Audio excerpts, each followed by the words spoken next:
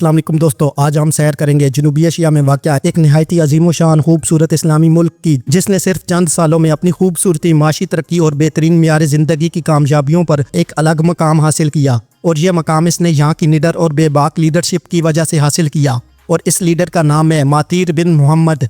इस मुल्क में दुनिया की खूबसूरत तरीन मस्जिद मौजूद है। ये मुल्क सियाती लिहाज से किसी जन्नत से कम नहीं। यहाँ पर दुनिया में सबसे ज़्यादा सांप पाए जाते हैं।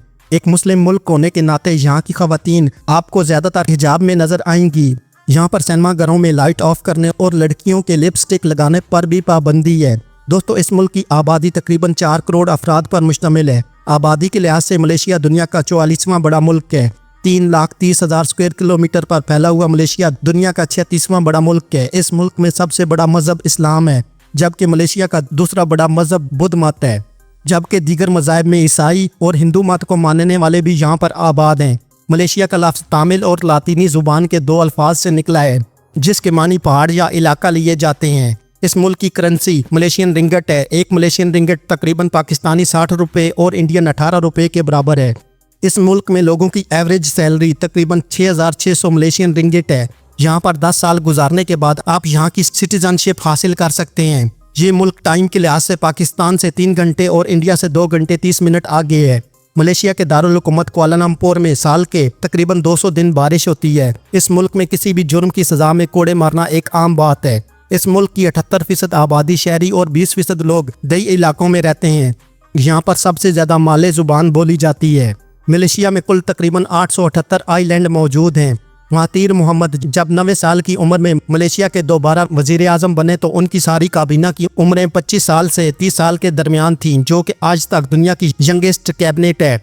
मलेशिया की तारीख की अगर बात करें तो मलेशिया में तकरीबन 40,000 साल पहले इंसानी आबादकारी के आसार मिलते हैं। पहली सदी ईस्वी में इंडिया और चाइना से ताजरों ने मलेशिया का रुख किया। दूसरी और तीसरी सदी में यहाँ पर बंदरगाहें और साहिली शहर तामीर होना शुरू हुए। मलेशिया में इंडियन और चाइनीज़ कल्चर का बहुत ज़्यादा असर पाया जाता है। माले नस्ल के लोगों ने 4वीं और 5वीं सदी ईस्वी में हिंदू और बुद्धिज़्म को अपना मज़हब अपनाया। किंगडम ऑफ कैशोका 2री सदी ईस्वी में मलेशिया के शुमाली इलाके में कायम हुई, जो कि 15वीं सदी ईस्वी तक कायम रही। 12वीं और 13वीं सदी के दौरान मलेशिया का ज़्यादातर हिस्सा सिरिजियान एम्पायर के कब्ज़े में था। इस्लाम का ज़हूर 14वीं सदी ईस्वी में मलेशिया में हुआ। 15वीं सदी के अवाइल में सिंगापुर के बादशाह ने मलेशियन सल्तनत की बुनियाद रखी। मलेशिया उस वक्त तिजारती और इक्तिसादी लिहाज से पूरे खित्ते में बहुत अहमियत का हामिल हुआ करता था। 1511 में पुर्तगाल ने मलेशिया को फतह कर लिया, जबकि 1641 में हॉलैंड ने पुर्तगाल से ये इलाका छीनकर इस पर कब्जा कर लिया।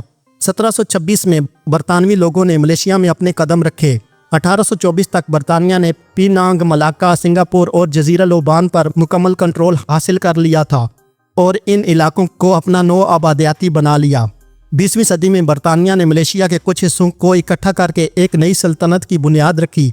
19वीं सदी के आखिर तक बोर्नियो का जजीरा भी एक अलहदा सल्तनत के तौर पर काम करता रहा, लेकिन ये तमाम इलाके फिर भी बरतानवी सल्तनत की 9 आबादियाती में थे। दूसरी जंग अजीम के दौरान 1941 में जापान ने हमला करके मलाक्का, बोर्नियो और सिंगापुर पर कब्जा कर लिया। जापान के कब्जे में ये इलाके 3 साल तक रहे। इस तमाम अरसे के दौरान मलेशिया में नेशनलिज्म को बहुत ज़्यादा फ़रोग मिला। 3 साल बाद इत्तेहादी फ़ौजों ने दोबारा मलेशिया को फतह किया और तमाम स्टेट्स को इकट्ठा करके मलाया यूनियन का क़याम किया। सिंगापुर भी उस वक्त मलाया स्टेट का हिस्सा था। 1948 के बाद मलाया कम्युनिस्ट पार्टी की निगरानी में बरतानिया के खिलाफ गोरिल्ला वार का आगाज़ कर दिया गया। 9 साल तक लगातार इस गोरिल्ला वार के दौरान आखिरकार 31 अगस्त 1957 को मलाया सल्तनत को आज़ादी मिल गई। 1965 में सिंगापुर की रियासत ने मलेशिया से अलहदगी इख्तियार कर ली। मलेशिया 13 रियासतों और 3 वफाकी इलाकों पर मुश्तमिल एक मुल्क है। और अब जिक्र करते हैं मलेशिया के उस बेबाक और निडर लीडर महातीर मोहम्मद का, जिन्होंने कुछ साल के अरसे में मलेशिया को दुनिया की तरक्की याफ्ता कौमों की सफ़ों में ला खड़ा किया। महातीर मोहम्मद मुल्क की तारीख के तवील तरीन क़यादत करने वाले लीडर हैं। जुलाई 1981 में महातीर मोहम्मद ने मलेशिया के वज़ीर आज़म के तौर पर हलफ उठाया। महातीर बिन मोहम्मद मलेशिया के चौथे वज़ीर आज़म थे। महातीर मोहम्मद मलेशिया पर सबसे ज़्यादा लंबे अरसे तक हुकूमत करने वाले वज़ीर आज़म भी हैं। दोस्तों, मलेशिया का दारुल हुकूमत जनूबी एशिया का मशहूर और नहायत खूबसूरत शहर कुआलालंपुर है, जहाँ पर ज़्यादातर मुसलमान आबाद हैं, जबकि अक़लियतों में हिंदू मत और बुद्ध मत को मानने वाले आबाद हैं। कुआलालंपुर मुल्क का दारुल हुकूमत होने के साथ मुल्क का सबसे बड़ा शहर है। کوالالمپور کی آبادی تقریباً 20 لاکھ افراد پر مشتمل ہے۔ کوالالمپور ملیشیا کا ثقافتی اور اقتصادی ہب بھی ہے۔ ملیشیا کے پڑوسی ممالک میں Brunei, Indonesia, Thailand, China, Philippines, Singapore اور ویتنام ہے۔ چائنا سی ملیشیا کو 2 حصوں مشرقی اور مغربی حصے میں تقسیم کرتا ہے۔ مغربی حصہ ملک کے 40% رقبے پر مشتمل ہے۔ مغربی ملیشیا میں سب سے اونچی چوٹی 7162 فٹ ہے۔ مشرقی ملیشیا بورنیو جزیرے پر پھیلا ہے۔ مشرقی ملیشیا کی ساحلی پٹی 2607 کلومیٹر لمبی ہے۔ مشرقی ملیشیا میں سب سے اونچی چوٹی کی اونچائی 13435 فٹ ہے۔ ملیشیا میں سیاحت ایک بہت بڑا کاروبار ہے۔ ملیشیا کے خوبصورت سیاحتی مقامات کی کشش سے ہر سال لاکھوں سیاح ملیشیا کا سفر کرتے ہیں۔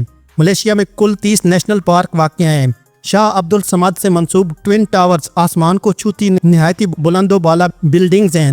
ٹوئن ٹاورز 1998 سے 2004 تک دنیا کی سب سے اونچی بلڈنگ بھی تھی۔ دی پترا ماسک ملیشیا کی سب سے بڑی مسجد ہے۔ یہ مسجد پیرادانا پترا سے کچھ فاصلے پر واقع ہے۔ پیرادانا پترا میں ملیشیا کے وزیر اعظم کا دفتر واقع ہے۔ اس مقام پر دنیا کی سب سے بڑی انسانی ہاتھ سے بنی ہوئی پترا جایا جھیل بھی واقع ہے۔ کیٹ لکسی جنوبی ایشیا میں سب سے بڑا بدھسٹ مندر ہے۔ اس مندر کی تعمیر کا کام 1890 سے لے کر 1930 کے درمیان ہوا۔ یہ مندر کل 7 منزل پر مشتمل ہے۔ اس مندر کی اونچائی 30 میٹر تک ہے۔ باٹو کیوز ملیشیا میں واقع چونے کے پتھروں پر مشتمل ایک پہاڑی سلسلہ ہے۔ یہاں پر غاروں کی ایک بہت بڑی سیریز موجود ہے۔ یہاں پر ہندو مت کو ماننے والوں کے کئی بڑے مندر واقع ہیں۔ یہاں پر ہندوؤں کے ہر سال کئی تہوار منائے جاتے ہیں۔ اس علاقے میں تقریباً 99 جزیرے واقع ہیں اور یہاں پر ملیشیا کے لوگوں کی بہت بڑی تعداد اپنی چھٹیاں گزارتی ہے۔ یہ تمام چھوٹے جزائر ملیشیا کی مغربی ساحلی پٹی کے ساتھ واقع ہیں۔ 2003 میں ملیشیا کی سرزمین پر 25 لاکھ سیاحوں نے سفر کیا۔ ملیشیا کوالالمپور انٹرنیشنل ایئرپورٹ پوری دنیا سے جڑا ہے۔ یہ ایئرپورٹ اپنی خوبصورتی میں کسی کا ثانی نہیں۔ ملیشیا کی سب سے چھوٹی ریاست ملاکا ہے، جو کہ اونچی عمارتوں کی وجہ سے مشہور ہے۔ ملاکا کی ریاست تاریخی لحاظ سے اپنا ایک الگ مقام رکھتی ہے۔ ملیشیا کو جنوبی ایشیا کا ٹائیگر بھی کہا جاتا ہے۔ اس ملک کی اکانومی جنوبی ایشیا کی چوتھی بڑی اکانومی ہے۔ یہ دنیا میں سب سے زیادہ سیمی کنڈکٹرز برآمد کرنے والا ملک ہے۔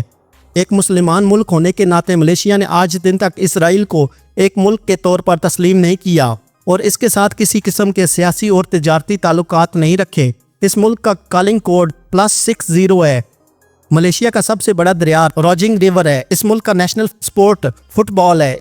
دوستو، آج کی ہماری یہ ویڈیو ایک مسلم ملک ملیشیا کے بارے میں تھی۔ امید ہے کہ آپ کو یہ ویڈیو پسند آئی ہوگی۔ اس ویڈیو کو اپنے دوستوں کے ساتھ فیس بک، ٹویٹر اور واٹس ایپ پر شیئر کرنے کے علاوہ چینل پر نئے آنے والے سبھی دوستوں سے گزارش ہے کہ وہ ہمارے چینل کو سبسکرائب کر لیں اور ساتھ دیا گیا گھنٹی کا بٹن دبا دیں تاکہ آپ کو ہماری آنے والی تمام ویڈیوز کے نوٹیفیکیشن ملتے رہیں۔ شکریہ۔